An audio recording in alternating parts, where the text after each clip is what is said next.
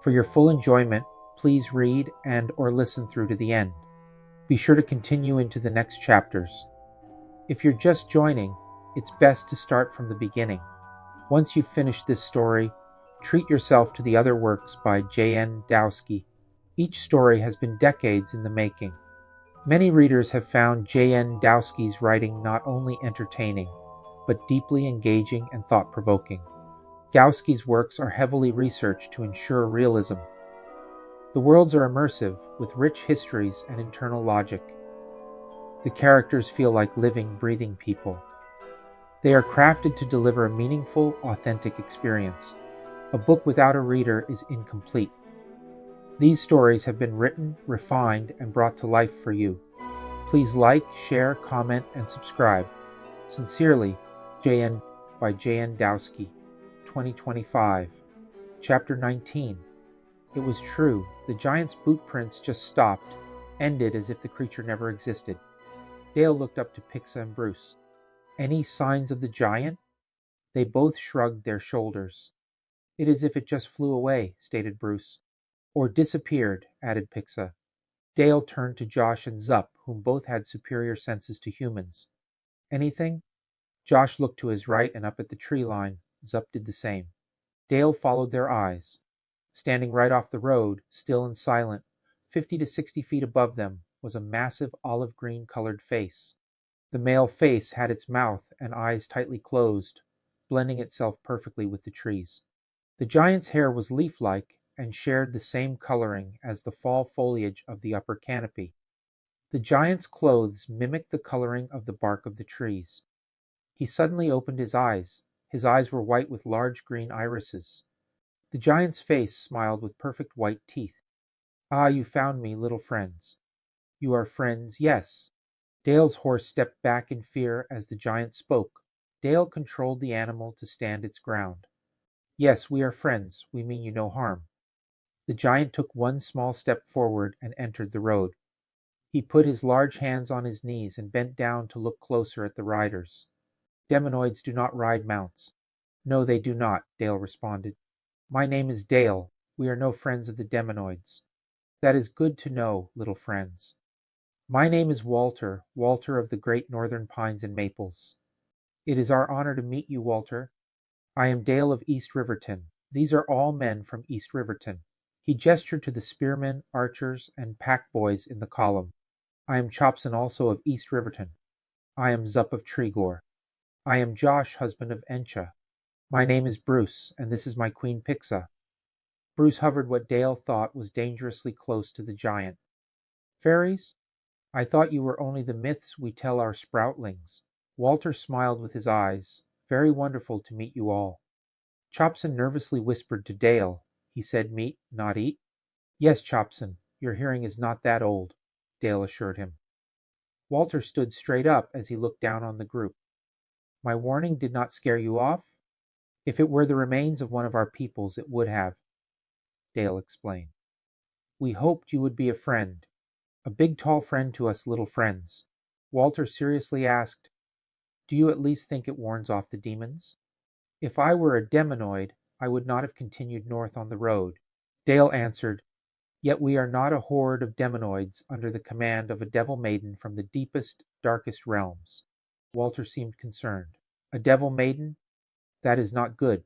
They are seductive evil creatures. You are aware of devil maidens? Pixa asked Walter. Actually, no, much like your kind, only in our fables. Unfortunate, she seems too real, Zup replied. She has risen and is raising a massive army of demons to target my people. Seems, Walter asked, yet humans ride with you, as also a quadron and fairies. We have been told of her existence by those monsters that follow her, yet none of us have actually encountered her. Dale confessed.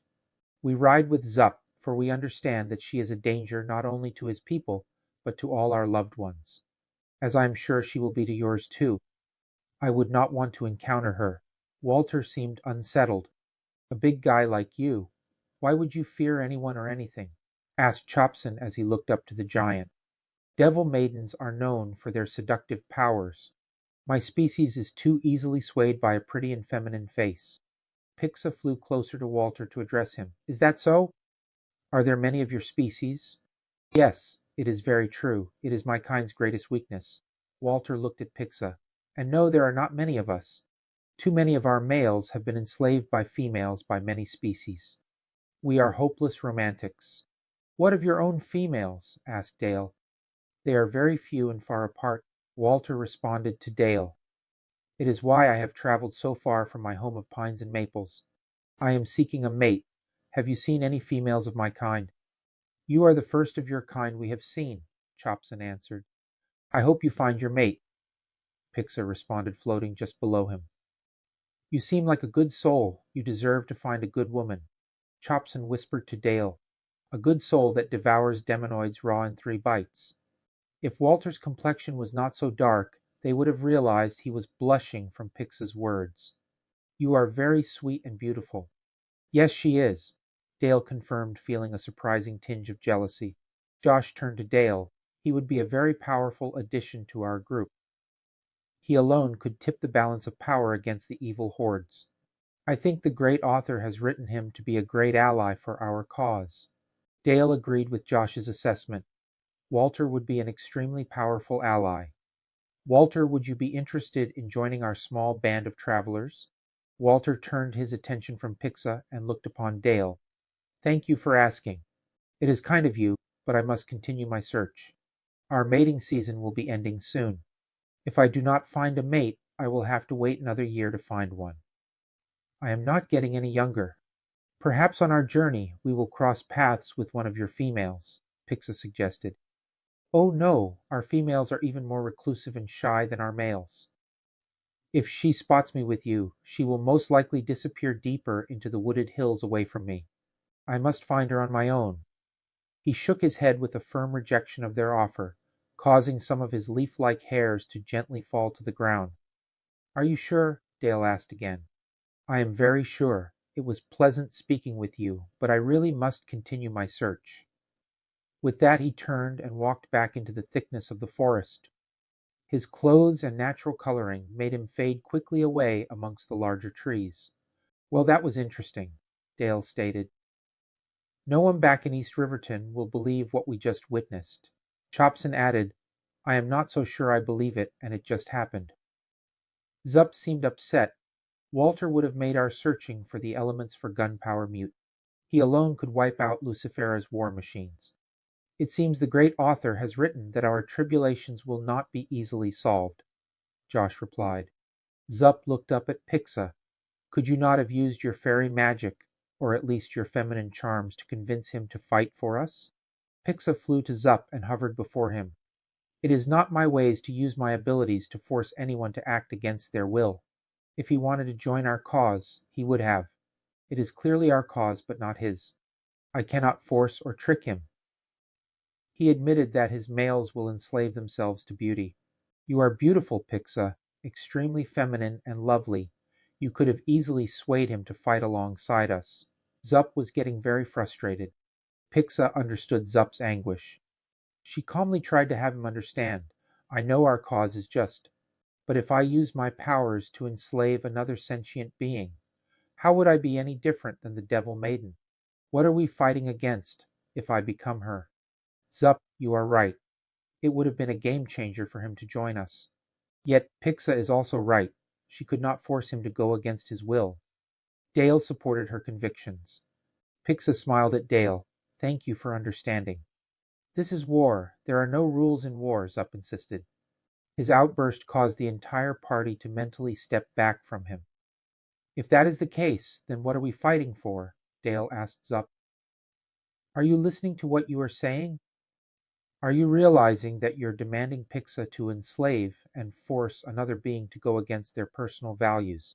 Doing so would be the purest form of evil. What of the Anubis? He challenged Dale. Did I force them to do anything against their will? Dale questioned his friend. Or did I merely convince the Pharaoh it was in their best interest to support our war effort? Did I ask Pixa to use her powers to convince him to commit his entire army? An army only armed with bronze that would be mowed down by demonoid steel blades and tipped arrows? Zup, the great author has written us to be the forces of good, Josh spoke up. Dale's and Pix's words are all well written. If she forced Walter to join us, it would be against the great author's narrative. Chopson rode up to Zup and placed a supportive hand on his shoulder. I agree with your wanting to do anything to help your people, yet we cannot become what we are fighting against, pure evil. Zup closed his eyes. He took a deep breath to try to calm himself down. He opened them, seeing all those around him that were risking it all to help him and his people, humans, a quadron, and fairies. As hard as it was to accept letting the giant walk away, a force that could have swatted away dozens of demonoids in one swoop of his massive arms, he reluctantly knew they were all right. It is just that it would have been so much easier with his help.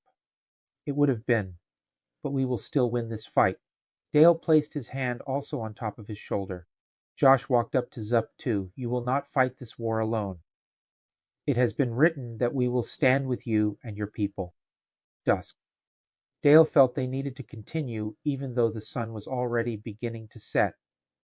They had lost too much time with their encounter with Walter.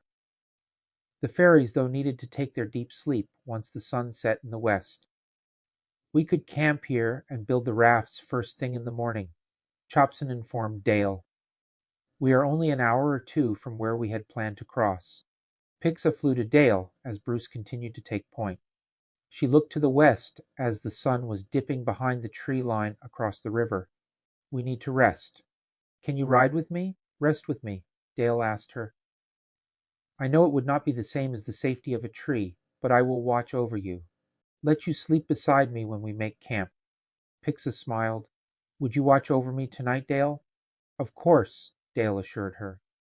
Bruce can ride with me and sleep in my tent, Zup offered. You have been very quiet, Zup, since I refused to enchant Walter for you. Are you not still angry with me? No, Pixa, I am not angry. I understand your reasoning. I may disagree, but I understand. You and Bruce have already done so much for our cause already. I cannot hold a grudge against you. Thank you, Zup. She turned to Dale. Okay, let us keep moving. She flew down to him, landing in front of him on his mount, folded up her wings and fell into such a deep sleep it was as if she went into a coma. Bruce flew to Zup and did the same. They rode 2 more hours until Dale could make out the dark silhouette of the Albany ruins, northwest of them on the other side of the great river. Seeing the outline of the human ruins, he remembered Greendale's warning. Do not enter the ruins. The pack boys set up the tents for Zup and Dale as they watched over the fairies. Once their tents and beddings were prepared, Dale and Zup carefully picked up the fairies before them and dismounted. Cradling them in their arms as if they were extremely small, premature newborns, they carried them into their tents. Dale entered his tent and placed Pixa down on the extra bedroll near his. He made sure to be extremely vigilant to not damage her fragile wings. She did not stir once during the whole process. He had never seen anyone sleep so deeply and peacefully as she did. Dale looked down at her as she slept. Knowing she could not hear him, he confessed quietly to her, You impress me deeply today, Pixa. The way you refused to use your beauty and charms to manipulate Walter. It is too bad that you are a sixth my size. You are a much better woman than Christine ever was. Today, you proved to me that there is still goodness in this world.